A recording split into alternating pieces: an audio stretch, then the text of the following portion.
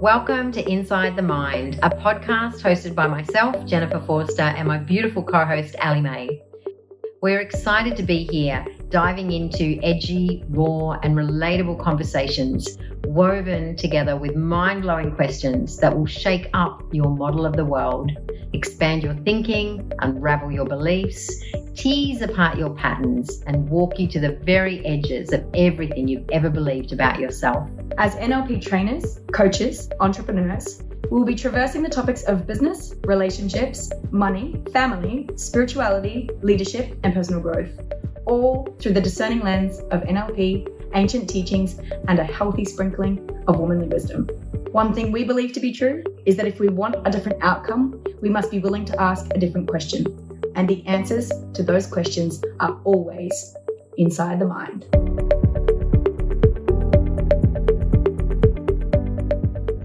Hello, beautiful people, and welcome back to another episode of Inside the Mind. I'm Jen 5-star, which I've become affectionately known as now on the podcast. Jen 4-star, 5-star if you know me well, and my beautiful co-host, Allie May. Welcome. So, big topic today, aren't they all? Yes, they are, and they're getting bigger. And we would love to know also, what would you like us to dive into? If there is a burning topic that you would like us to explore, please do share in whichever platform you're listening to. Or if you can't share on that platform, you can send us a direct message. Yep, send us a message, send us an email, come and join us in our Facebook group. Any way you want to connect with us, yes. So today we want to dive into a topic. I'm going to give you two versions. I'm going to give you the layman's term that I heard that really landed for me once, and I'm going to give you the NLP interpretation. So the concept is, are we contaminating the minds of the people around us, or are we contributing to the minds of the people around us? Now, I first heard the contaminating, contributing explanation from a beautiful woman called Tiani. So I just want to acknowledge that's where I first heard that. However, the NLP version of that is, are we installing our beliefs or negative emotions into someone, or are we eliciting possibility, wholeness, and choice into the people around us? So let's start there, Allie, because this is to me, this is something that becomes a daily practice, for me at least. Being aware of my language, being aware of the language that I'm using, and being really fucking self-responsible about the way I'm saying what I'm saying so that it lands with the person, so it opens up choice and wholeness, versus me giving my beliefs and interpretations of the world through my model of the world to the person unconsciously, because that's the piece here. It's an unconscious process. And this is where consciousness gets to come in. Yeah. We're going to flip this right on its head. For me, there are so many subtleties in this. There are so many parts of this where we're like, oh, I don't do that. I don't push my beliefs onto somebody else. I don't impact. You might be sitting there going, no, I don't do that. And when we fine tooth comb it and we have a look at our language and what we're actually speaking, I don't know too many people that are actually that aware of what's coming out of their mouth. And, it's another reason that Inside the Mind, the podcast, was created, because, we want more people to be more conscious around what they're thinking, what they're feeling. And for us as well, one finger out, three back. You'll hear us say that quite a bit. It's anything that is spoken out comes back to us as well. So for me, when I look at this, there's a reason that I don't tell people how something is. One of my girlfriends many years back said, Allie, when are you going to start telling people how to do this? And I was like, it's not my place to tell people how to do this, or it's not my place to tell people how to think. And, when we look at sales and marketing, we have a look at what most people do on social media, is they're telling people how something is. the key piece here is that it's how it is for you. Doesn't necessarily mean it's going to be how it is for someone else. So you'll hear me say a lot, and you'll hear Jen say a lot, in my opinion, or my interpretation of that is, or to me. Yeah, to me, yeah, this is what this is. Or my model of the world is this, because we are very conscious of not installing our beliefs, patterns, or anything negative into somebody else. So when we pre-frame it like that with what we just shared, when we pre-frame what we're going to share with somebody, let me just say that again. What were your pieces? In my opinion. To me, this is what it is. To me, or in my, through my model of the world, this is how I would see that. So when we pre-frame a conversation like that, then the other person isn't automatically at the unconscious level taking in what we say as truth, because it's just our truth. So I love this because I got a beautiful smack up the side of the head. And especially in and around, Allie, where you said a second ago, some of you might be thinking, oh, I don't do this. I'm very conscious of the way I speak. And I would totally acknowledge that for you. And that was me too. And I had a beautiful breakthrough moment that has taken this as a practice in my world to a whole nother level during Master Prac. And it was such an unconscious thing. It triggered the fuck out of me. Allie and I had a moment. Well, I had a moment actually, and Allie held the space while I had that moment. And it gave me the greatest freaking breakthrough in being in a whole new level of self-responsibility in and around the way I speak. Do you want to share that one? Because to me, this is I've got two examples, or we have two examples. This is a micro example, and I'll give a macro example after this as well. And I've got a third example. Oh, yes. Yeah, which I'll go with. I think I'll start with that. Remember, we were having a conversation not long back, and you gave me your opinion. You said I was out of my driveway. I remember where I was when you said it. And this is when we look at communication. Jen and I just love communication, and our friendship, the way that we communicate with each other, there's nothing really that either of us could say that would trigger the other person, not too much anyway. We can say what we feel and what's true for us. So I remember we were having this conversation, and you gave me your opinion, and I turned around and I said, hey, do you mind if I share something? Do you mind if I just share how that felt with what you said? I can't remember the exact words, but something like that. And you're like, yeah. I remember this. Yeah, you said like 100%. You said, I've already got it. I was like, yeah, cool. So Jen was giving me her viewpoint on something in my life. Now, what happens is, so say Jen had said to me, can't remember the exact words, but something like, well, it's this way, Allie.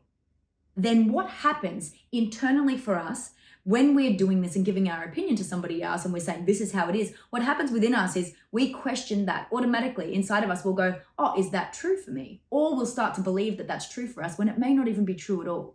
So last episode, we talked about boundaries, and this is another piece for me around boundaries. When somebody says something to me that's their opinion, like Jen, I'm like, yeah, I'd prefer that that's not how our conversations go. So that was one piece. The second piece, Master Prac. So for those of you that might be new to our channel, Jen did her practitioner training with me, NLP practitioner, her master practitioner with me, and then we're both trained through the same training company for our trainers training, so that we can accredit and certify people in what we do at the practitioner and Master Prac level.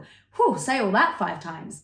It's a lot. It's a lot. So Jen did, in 12 months, she did her Prac and Master Prac with me. And at Master Prac, it was already, I think, day 5 of a lot of triggers. I'd already had one of the biggest breakdown and breakthrough moments of my life. One of those foundational woundings, for want of a better word, childhood woundings that was so deep and so ingrained and so multi-layered and multifaceted in my life. Its little meaning, the little tentacles of this wounding were like, like tiny threads that covered so many areas of my life. And I tell you what, this is why we love the work we do. When you hit that taproot, when you truly get to that root cause and pull that sucker out, first of all, it's going to sting a little. Certainly did for me. It's going to feel real and hard, and to me it was very real and hard and really painful, and I had this sense of, "Ugh, I'd rather not be here at Master Prac than experience this breakdown right now." And also knew enough to know that something that felt that big and that real and that alive in my being was one of those tap roots that if I could have that be dissolved, my whole life would change exponentially. And my fucking God, did it ever change exponentially. However, when we clear stuff up, the unconscious mind will then give us some other little pieces to have a little cleanup of as well, which is led me to this second breakdown in a matter of 5 days. Was it only 2 in 5 days, Jen? I think it could have been more. I'm not sure. It was great. It was great. I'm so grateful. Oh, look, Yeah. I am beyond grateful for all of it, because if we want our lives to change, that's where it's at, baby. And we work with the unconscious mind, which you'll hear us talk a lot about, and that's where permanent change is created. So Jen just gave according to our teachings. So Jen just shared something which was true life, real life, into what we're talking about right now. Jen went on to say, if you're going to have a breakthrough, it's going to be XYZ. And then Jen's language changed and said, in my experience. At least in my experience, yes. That's how I knew it to be. So this is the piece around how are we affecting somebody else's internal model of the world. If Jen sat here and said, this is how it is, then you go out you're listening to this and you go out and you do some self-development work, you may take on that belief that this is going to be hard, this is going to be difficult, when you do not have to do that. So when we pre-frame and say, in my opinion or in my experience, this is the case, then we stop other people from taking things on as much. Everything we say affects the way that somebody thinks. Everything. This is a simple way for what we've just talked about, a simple way to understand this. Every single thing that comes out of our mouths affects the person in front of us. Do you want to affect them in a positive way or do you want to affect them in a negative way? Love it. Okay, so let's go to this piece. So we were sitting there and it had already been, I think, a good 5 days of Jen going through this breakthrough experience. So both of us being so close in our friendship, me being Jen's trainer as well, it had been quite big for both of us on that level as well. So, I've got my trainer hat on and Jen's got her student hat on, and beyond that, we're friends. However, in the training room, Jen was my student and I was the trainer. So coming through the few days of that intensity, me witnessing Jen in her experience with everything, the sensitivity within Jen, when we get to this specific exercise, it was on modeling excellence. Everybody went around and shared something, and this one woman was before Jen, and she shared, and then it came to Jen, and Jen said, well, that didn't happen, something along the lines of, well, that didn't happen for me like that, it happened like this. And however it was said, could have almost been like the other woman, she would have taken this on as, oh, what I just shared wasn't the right thing to have shared. Or what I just shared. Yeah, she could have taken it on that way. I think, I asked her, how did she take it? Yeah. And so I gave a teaching moment in this moment as well, because I could see it was a beautiful teaching moment for how we do this. So the details are irrelevant. The point being that whatever Jen shared had the great potential and did to affect the other person, to have them feel like shit within themselves. Now, Jen didn't intentionally mean that. Not at all. It was what Jen was sharing from her space. And it's that subtle for how we can do things. Pissed Jen off. And my words were, Jen, if this has triggered you, we can talk about this later. I was at my point of going, yep, we're just going to move on and we'll come back to this. It was so funny. Yeah. So great. A great moment though, right? And when we have those triggers, those activations, we've shared this, I've shared this in an episode before, we can lean in on them or we can get fucked off by them. And when we lean in, they can be our greatest teachers. And a great example there, Allie, of to bring that round as to how quickly, so, change can be super quick and super fast and super easy if we let it, certainly for me. I've experienced my change in a whole manner of ways, and I would suspect we all would have that as a means, and it can be super easy as well. It can be super quick and super easy. Literally, by the time we got to the cars, which was, I don't know, an hour or so later, I was able to process it through, take it in, see what had happened, see my trigger, see all of the pieces for myself, and shift into, this is an opportunity for me to become even more masterful in my language, to become even more aware of what I'm saying, how I'm saying it. And yeah, do I slip up? Of course I do. Absolutely I do. And when I do, and if I catch that, I will correct myself immediately so that I am not installing my beliefs into somebody else. So, these days, if people ask me my opinion on things or ask me a question, and if you've been in my inbox, and I know some of the people listening are in my inbox, I can be frustrating in that I will answer your question with a question. But someone said to me once, Allie, don't you get frustrated by the fact you're so neutral on everything? No, I love being neutral. For me, being in that sweet, we've got an episode coming up about this. To me, it's inner freedom. That sweet neutrality, to me, is it's the epitome. For me, it's the epitome of inner freedom. When I can be with both and not have to be with either, that's a really sweet space for me to be in. I like that. So that's a kind of micro example. And I wanted to share a macro example of this as well, because, again, to me, through my model of the world, when I am on social media, I'm quite often seeing posts that, if we're not consciously consuming them, can be an installation of someone else's belief and values coming through a well-meaning Instagram post. I often take screenshots of them because they're great examples for me to become aware of myself. So on the weekend, I was down at Byron Bay, and I'd been having a conversation with my daughter, just joking around, a bit of banter backwards and forwards. And she said to me, she knew I was in Byron Bay, she said, Mum, if you run into either of the Hemsworths, meaning Liam or Chris, thank you. I don't even know who that. Anyway, that's irrelevant.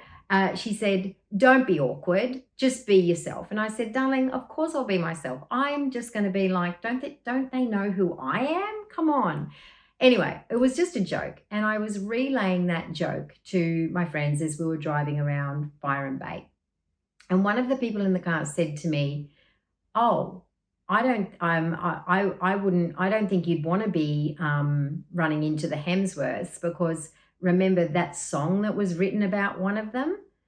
And as I heard that, in my mind, I firstly rejected it. That's something we can all do. If you hear something that you do not agree with, just invite your unconscious mind to reject it. Anyway, so I heard, and then I went on to say outwardly, after I processed it in my mind, I went on to speak outwardly and say,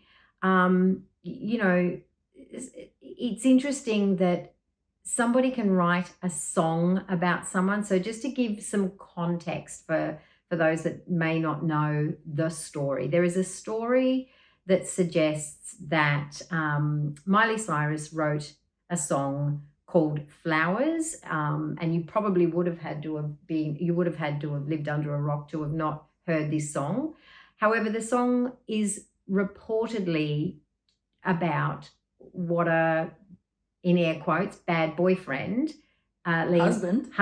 Sorry, yeah. I don't read celebrity stuff, so I'm really not in the know here. I don't either, just saying. I just somehow knew that they were married. So they were married, but it was a reflection on him as a boyfriend, a partner, a human being. And the interesting thing to me here is, and this is what I shared in the car, for me, sometimes the person that is, again, I'm air quoting this phrase, naming and shaming. To me, when someone is naming and shaming another human being, publicly or privately, that to me often says more about the person who may not have completed their own healing as to why they might be doing that. So I shared that in the car. And as we were driving around, it reminded me of this as well on a macro level. So, you know, on social media, celebrities, people like, you know, someone like Miley Cyrus, who's got millions of followers through a song, and then the world giving its interpretation of what that song means. I don't know if that's what the song means. How would be the only way I would know if that's what the song means would be to actually ask Miley Cyrus if that's what the song means. However, that song, through the world's interpretation via TikTok and Instagram and social media, has the world now believe that Liam Hemsworth is a bad husband or a bad person or did all these shit things. And to me, that's very, very scary and very, very sad that we are unconsciously, through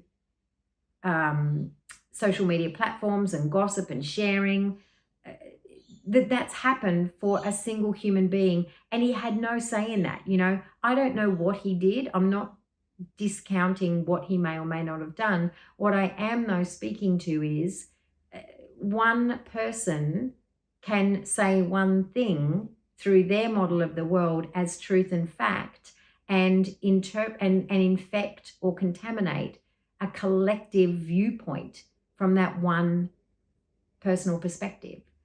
So this is where we're going with this. You know, be mindful of whatever you're saying and speaking, how it's landing on the other person. Is it contaminating their beliefs, or is it contributing to wholeness and expansiveness and creating more choice? Because if it's the former, then we're also contracting our ability to view the world in a more loving way. I think you just nailed it on the head there. And a lot of our principles in NLP that we are taught, that we also teach, you know, there's so many parts that come into play here for me. The person is not their behavior. Everybody's doing the best that they can. The way that we see, this is just me talking now, the way that we see, well, it was me talking before. This is not NLP. I was going to say, just for those that can't see this, Allie hasn't disappeared and magically come back. It's always been her talking. There's no AI in the making of these podcasts. Just not that there's anything wrong with AI either. Allie's not a robot. Just want to make that clear. This is Allie's model of the world. This is Allie's now. model of the world through Allie's own voice. Oh, totally lost my train of thought now. Totally lost my train of thought. Anyway, moving on. Lost the train of thought. We'll leave that open loop there. Even to the point of how are we affecting somebody's internal model of the world and their thought process. Even what your daughter said to you around, Mum, don't be, what'd she say?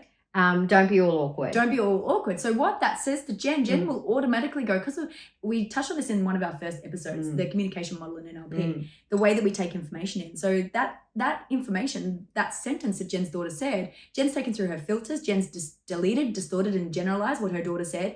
And some part of Jen could have gone, I'm really awkward. And what effect does that have on Jen? Jen walks around now, not now, this isn't happening, could have walked around going, I'm a really awkward person. That would affect the way that Jen shows up in life. That could affect the way that she is with other people. If she did see the Hemsworth brothers, she might have been all awkward. Everything we say impacts the person in front of us. Yeah. And when we start to become conscious of that, oh yeah, it might do your head in for a little bit, and it might not, and it might not. That there's a different level of conversation that starts to be had. We're not talking about other people. We're not telling people how something should be. We're not pushing opinions and beliefs on other people. We're able to have conversations that are empowered, that are beautiful, that go beyond the general scope of conversation where most people are talking about other people. So a beautiful little takeaway that you might want to play with here, there's two pieces. So if you're hearing something that doesn't feel true for you or doesn't feel good for you, you can do this just inside your mind, in the moment, on the fly. You can ask your unconscious mind to reject it.